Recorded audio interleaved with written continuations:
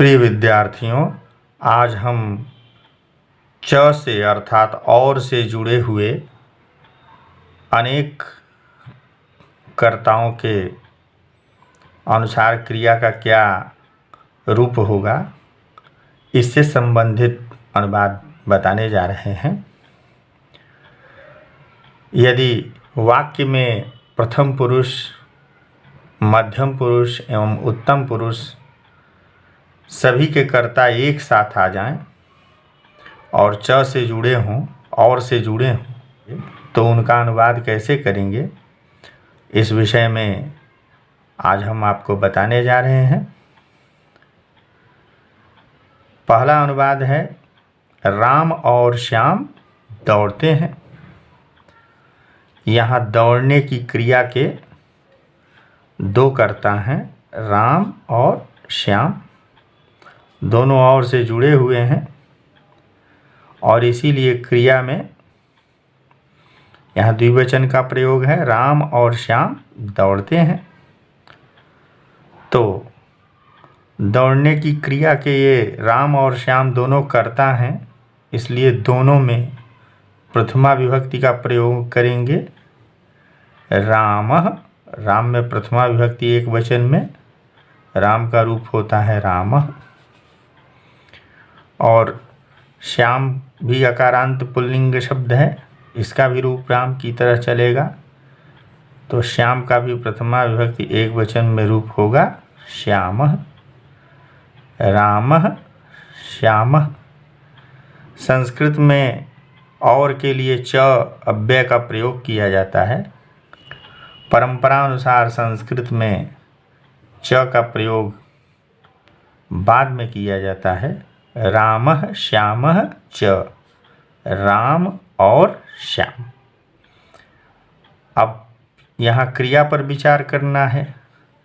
तो दौड़ने के लिए संस्कृत में धावति धावतः धावन्ति रूप चलता है लट लकार में। यहाँ दौड़ते हैं वर्तमान काल है, लट लकार में रूप बनेगा, क्योंकि कर्ता यहाँ दोनों जो है प्रथम पुरुष के हैं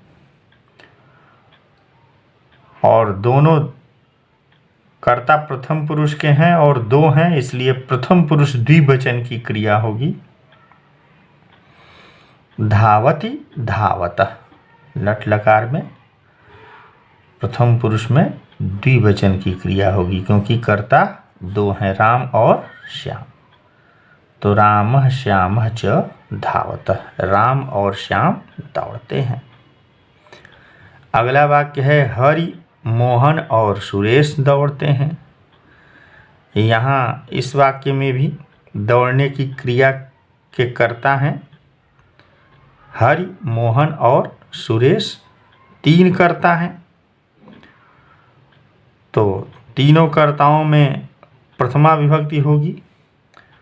हरि का प्रथमा एक वचन में रूप होगा हरि, मुनि की तरह रूप चलता है, ह्रस्व इकारांत पुल्लिंग शब्द है हरि।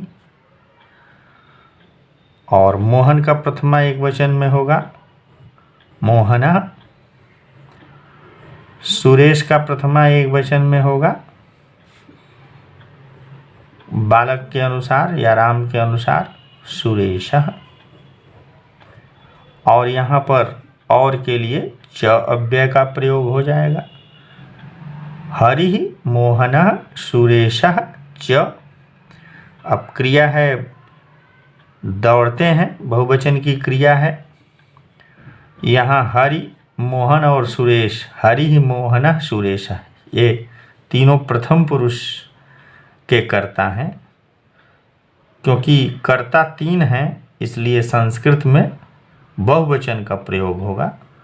तो यहाँ प्रथम पुरुष बहुवचन में दौड़ते हैं के लिए धाव धातु का लट लकार प्रथम पुरुष बहुवचन में रूप होगा धावन्ति, धावति धावतः धावन्ति। प्रथम पुरुष बहुवचन का प्रयोग होगा यहाँ धावन्ति। हरि मोहनः सुरेशः च धावन्ति, हरि, मोहन और सुरेश दौड़ते हैं। अगला वाक्य है वह और तुम लिखते हो। तो यहाँ लिखने की क्रिया के कर्ता दो हैं, वह और तुम। तो वह के लिए संस्कृत में तद शब्द का रूप प्रथमा एकवचन में सह होता है, और तुम के लिए युष्मद् का प्रथमा एकवचन, क्योंकि दोनों कर्ता हैं तो कर्ता में प्रथमा होती है, तो युष्मद् का प्रथमा एकवचन में रूप होगा त्वम। सह त्वम। और के लिए च अव्यय का प्रयोग करेंगे। सह त्वम च। अब लिखते हो क्रिया है, तो संस्कृत में जो नियम है उसके अनुसार यदि कर्ता प्रथम पुरुष एवं मध्यम पुरुष के कर्ता एक साथ आते हैं तो क्रिया मध्यम पुरुष के अनुसार होगी। तो क्रिया यहाँ त्वम मध्यम पुरुष है या प्रथम पुरुष है सह, किंतु दोनों कर्ताओं के एक साथ आ जाने पर, प्रथम पुरुष और मध्यम पुरुष के एक साथ आ जाने पर क्रिया मध्यम पुरुष के अनुसार होगी, किंतु कर्ता दो हैं इसलिए मध्यम पुरुष द्विवचन की क्रिया होगी। लिखते हो के लिए मध्यम पुरुष द्विवचन में लिखसि लिखतः, सह त्वं च लिखतः, वह और तुम लिखते हो।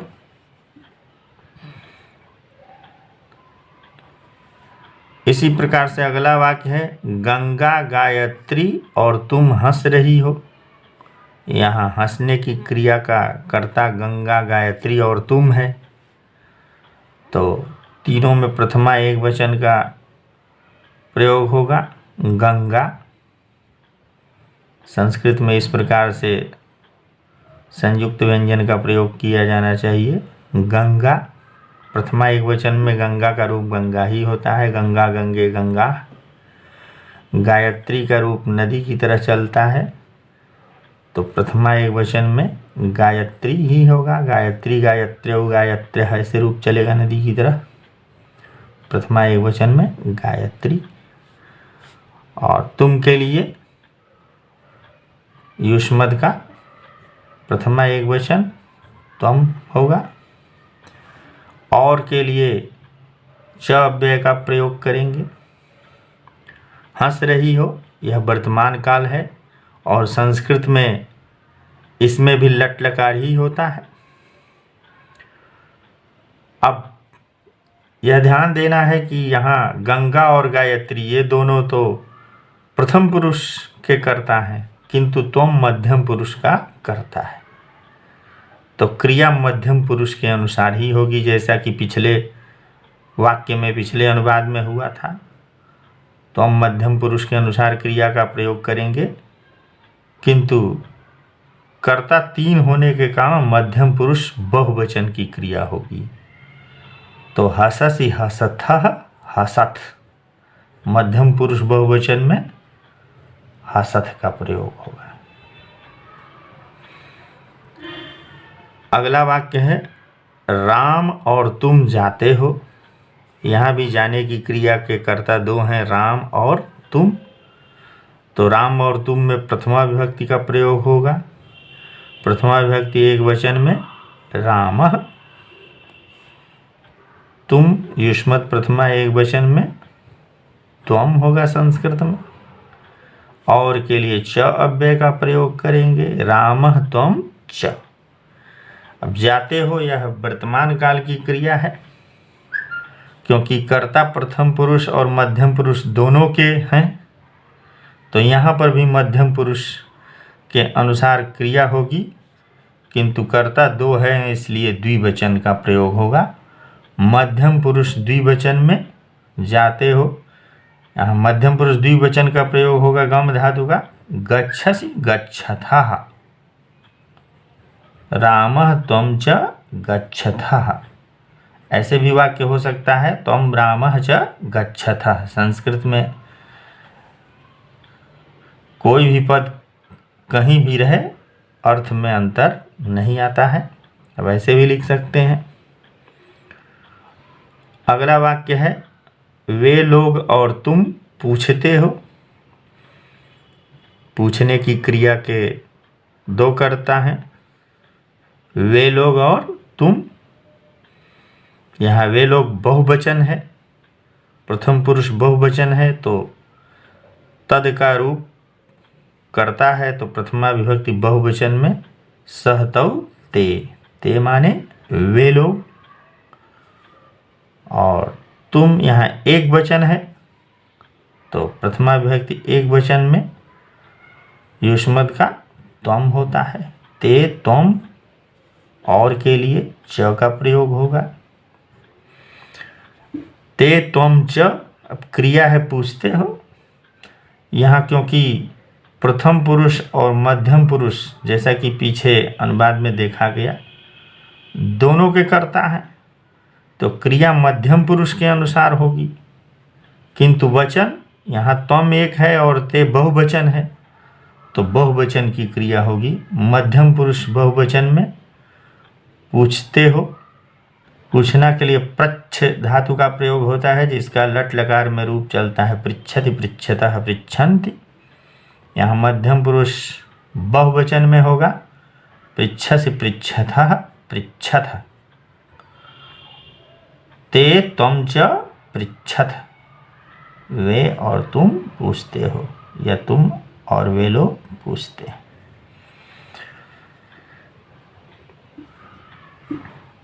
सातवां अनुवाद है गोपाल तुम और हम पूछते हैं। तो पूछने की क्रिया के कर्ता के रूप में यहाँ गोपाल है, तुम है और हम हैं। तीनों में प्रथमा विभक्ति का प्रयोग होगा। गोपाल एक है तो प्रथमा विभक्ति एक वचन में राम की तरह रूप चलेगा गोपालः। तुम यहाँ एक वचन में है, युष्मद का प्रथमा विभक्ति एक वचन त्वम, गोपालः त्वम। हम यहाँ उत्तम पुरुष बहुवचन है, हम करता है, तो प्रथमा विभक्ति बहुवचन होगा अहम आवाम वयम। और से कर्ता जुड़े हैं तो च अव्यय का प्रयोग करेंगे। पूछते हैं, अब प्रश्न उठता है कि यहाँ प्रथम पुरुष, मध्यम पुरुष और वयम उत्तम पुरुष तीनों के कर्ता हैं, तो तीनों का प्रयोग यदि एक साथ होता है तो किस पुरुष के अनुसार क्रिया का प्रयोग किया जाए?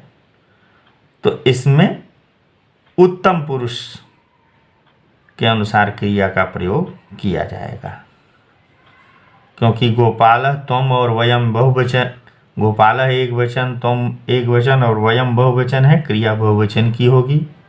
वयम के अनुसार उत्तम पुरुष बहुवचन में क्रिया का रूप बनेगा पृच्छामि पृच्छावः पृच्छामः। उत्तम पुरुष में बहुवचन में पृच्छामः। गोपालः त्वं वयं च पृच्छामः। तुम और मैं देखता हूँ, तो देखने की क्रिया का कर्ता तुम और मैं ये दो हैं।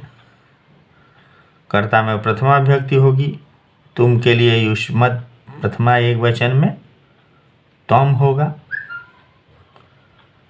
मैं यहाँ पर भी कर्ता है तो प्रथमा एक वचन में अहम। दोनों कर्ता और से जुड़े हैं तो च अव्यय का प्रयोग होगा। त्वम अहम च। अब यहाँ प्रश्न ये है, देखता हूँ क्रिया यह वर्तमान काल की है, लट लकार का प्रयोग होगा। प्रश्न यह है कि यहाँ त्वम मध्यम पुरुष का करता है और अहम उत्तम पुरुष का करता है। अब क्रिया किसके अनुसार की जाए? तो इसमें व्यवस्था यह है, इसमें नियम यह है कि यदि मध्यम पुरुष और उत्तम पुरुष के कर्ता एक साथ आए तो उत्तम पुरुष के अनुसार क्रिया का प्रयोग होगा। किंतु यहाँ कर्ता दो हैं, त्वम अहम च, तो क्रिया उत्तम पुरुष द्विवचन में होगी। देखता हूं के लिए दृश्य धातु का रूप चलता है, पश्यति पश्यतः पश्यन्ति। यहाँ पर उत्तम पुरुष द्विवचन में होगा, पश्यामि पश्यावः।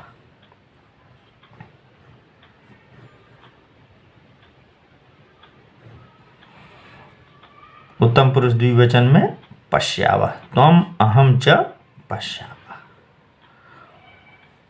तुम, मैं और राम पढ़ते हैं। यहाँ पढ़ने की क्रिया का कर्ता तुम, मैं और राम, ये तीनों हैं। तो तीनों में प्रथमा एक वचन होगा। तुम के लिए प्रथमा एक वचन युष्मत का रूप होता है त्वम। मैं अस्मत् का प्रथमा एक वचन अहम। और राम प्रथमा एक वचन में रामः। और से कर्ता जुड़े हुए हैं, इसलिए अव्यय च का प्रयोग किया जाएगा। त्वम अहम रामः च। अब क्रिया किसके अनुसार होगी? क्योंकि यहाँ मध्यम पुरुष भी है त्वम, उत्तम पुरुष अहम है और प्रथम पुरुष रामः है। तो संस्कृत भाषा में नियम यह है कि उत्तम पुरुष के अनुसार क्रिया होगी, किंतु कर्ता तीन है, इसलिए उत्तम पुरुष बहुवचन का प्रयोग होगा। वर्तमान काल में लट लकार में उत्तम पुरुष बहुवचन में पढ़ते हैं के लिए पठामि पठावः पठामः। उत्तम पुरुष बहुवचन में पठामः का प्रयोग किया जाएगा। त्वम अहम रामः च पठामः। तुम, मैं और राम पढ़ते हैं। अगला अनुवाद है, वे दोनों और हम दोनों गिरते हैं। तो गिरने की क्रिया के कर्ता के रूप में यहाँ वे दोनों और यहाँ हम दोनों का प्रयोग हुआ है। तो वे दोनों, हम दोनों, दोनों में प्रथमा विभक्ति होगी और दोनों द्विवचन में है तो द्विवचन का प्रयोग होगा। तत् का प्रथमा द्विवचन में सह तौ होता है। प्रथमा विभक्ति द्विवचन में तौ, तौ का अर्थ वे दोनों। और हम दोनों के लिए अस्मद का अहम आवाम, आवाम माने हम दोनों।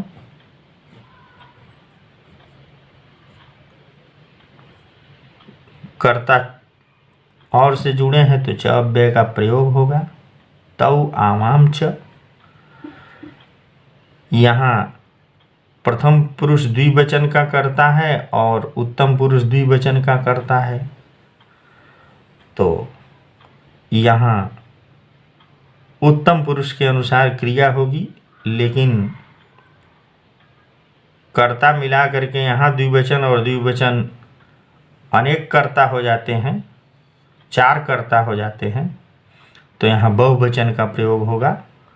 उत्तम पुरुष में बहुवचन में गिरते हैं के लिए लट लकार वर्तमान काल में रूप चलता है पत धातु का, पतति पततः पतन्ति। यहाँ पर उत्तम पुरुष बहुवचन में पतामि पतावः पतामः।